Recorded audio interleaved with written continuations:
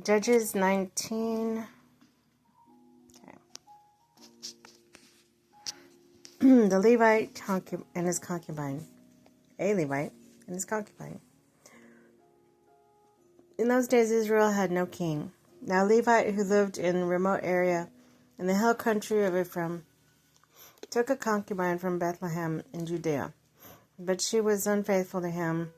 She left him and went back to her parents' home in Bethlehem, Judah. After she had been there 4 months, her husband went to her to persuade her to return. He had with him a servant and 2 donkeys. She took him into her parents' home, and when her father saw him, he gladly welcomed him. His father-in-law, the woman's father, prevailed on him to stay. So he remained with him 3 days, eating and drinking and sleeping there. On the 4th day they got up early, and he prepared to leave. The woman's father said to his son-in-law, "Refresh yourself with something to eat, then you can go." So the 2 of them sat down to eat and drink together. Afterwards the woman's father said, "Please, stay tonight and enjoy yourself." When the man got up to go, his father-in-law persuaded him, so he stayed there that night.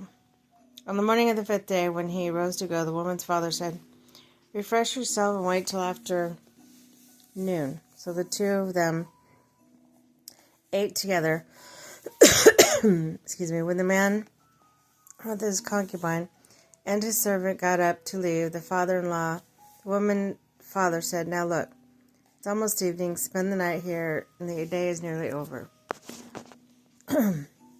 Stay and enjoy yourself. Early tomorrow morning you can get up and be on your way home." But unwilling to stay another night, the man left and went to Jebus, that is, Jerusalem, with his 2 saddled donkeys and his concubine. When they were near Jebus and another day was almost gone, the servant said to his master, "Come, let's stop at the city of the Jebusites and spend the night."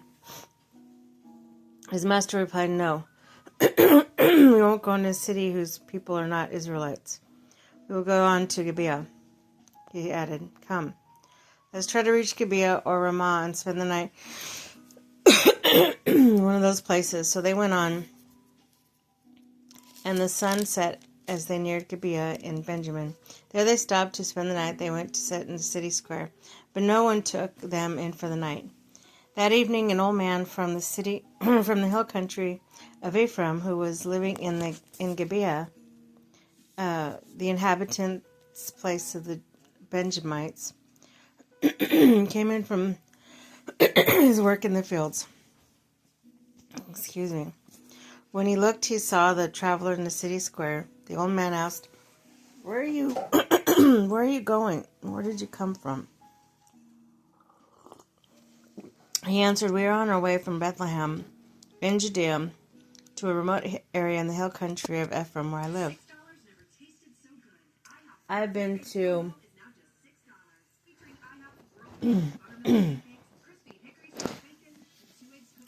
to Bethlehem in Judea, and now I am going to the house of one of the Lord's house of the Lord. No one has taken me in for the night.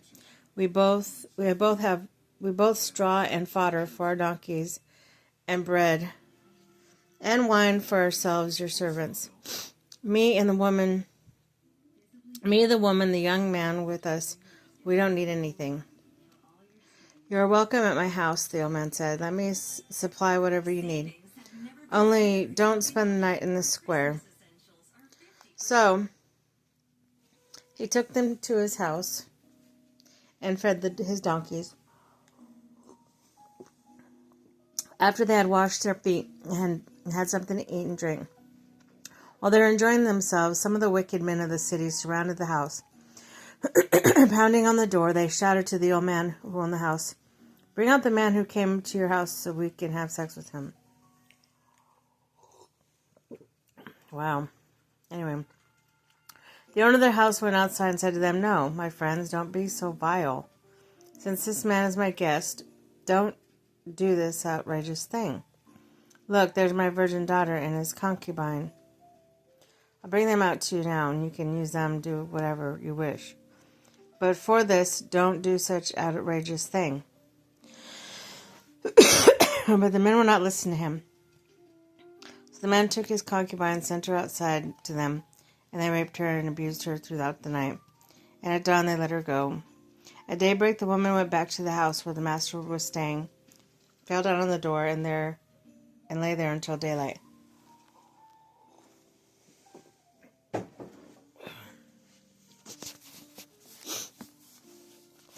When her master got up in the morning and opened the door of the house, they stepped out to continue on his way. There lay his concubine, fallen on the door of the house with her hands on the threshold.